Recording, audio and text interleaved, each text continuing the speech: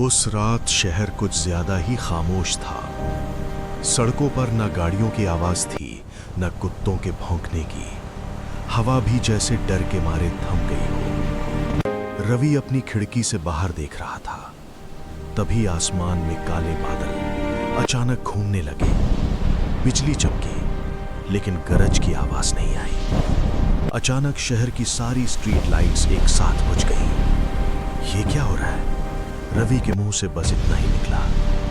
उसी पल दूर से अजीब सी चीख सुनाई दी। ये इंसानी आवाज नहीं थी, बहुत भारी, बहुत डरावनी। कुछ ही मिनटों में पूरे शहर में अफवाह फैल गई। शैतान आ गए हैं। लोग अपने घरों से बाहर निकलकर इधर उधर भागने लगे, लेकिन जिसे भी वो छूते वो वहीं गिर जाता।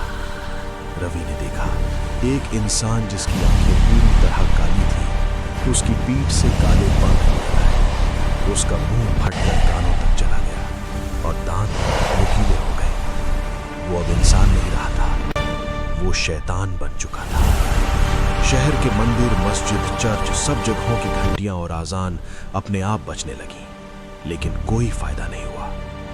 रात के ठीक 12 बजे जमीन कांपने लगी, सड़कें फट गई और उनमें से काली परछाइयां निकलने लगी। हर परछाई एक शैतान थी। किसी के सिर पर सींग थे, किसी के चेहरे पर आंखें ही आंखें थीं, कुछ के हाथ उल्टे जुड़े हुए थे। रवि अपने माता पिता के साथ घर के अंदर छिप गया।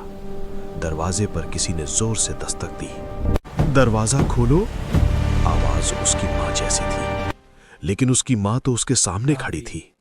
रवि समझ गया ये शैतान इंसानों की आवाज की नकल कर सकते हैं।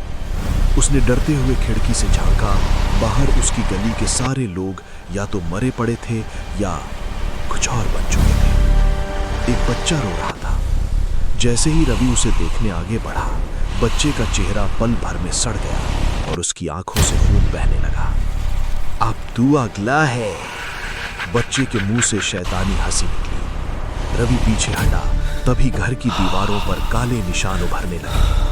छत से उल्टा लटकता एक शैतान नीचे आया। उसकी गर्दन 360 डिग्री घूम गई। मां चीख पड़ी।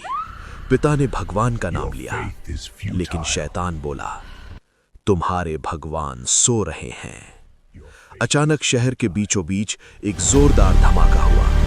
एक पुराना अस्पताल, वार्ड नंबर 404, जो सालों पहले जल चुका था, वहां से लाल रोशनी आसमान तक उठने लगी। लोगों ने कहा था उस अस्पताल में 10 साल पहले सैकड़ों मरीज जिंदा चल गए थे।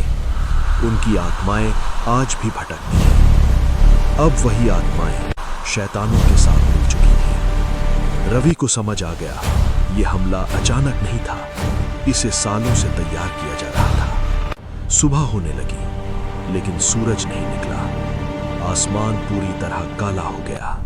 शैतान शहर पर राज करने लगे। कुछ इंसानों को उन्होंने जिंदा छोड़ दिया ताकि डर फैलता रहे। रवि आखिरी बार पलटा। उसकी परछाई जमीन पर नहीं थी। धीरे धीरे उसकी आंखें भी काली होने लगी। उसके मुंह से अनजानी हंसी निकली। शहर ने एक और इंसान खो दिया और शैतानों ने एक और सैनिक पा लिया, क्योंकि ये तो बस शुरुआत थी।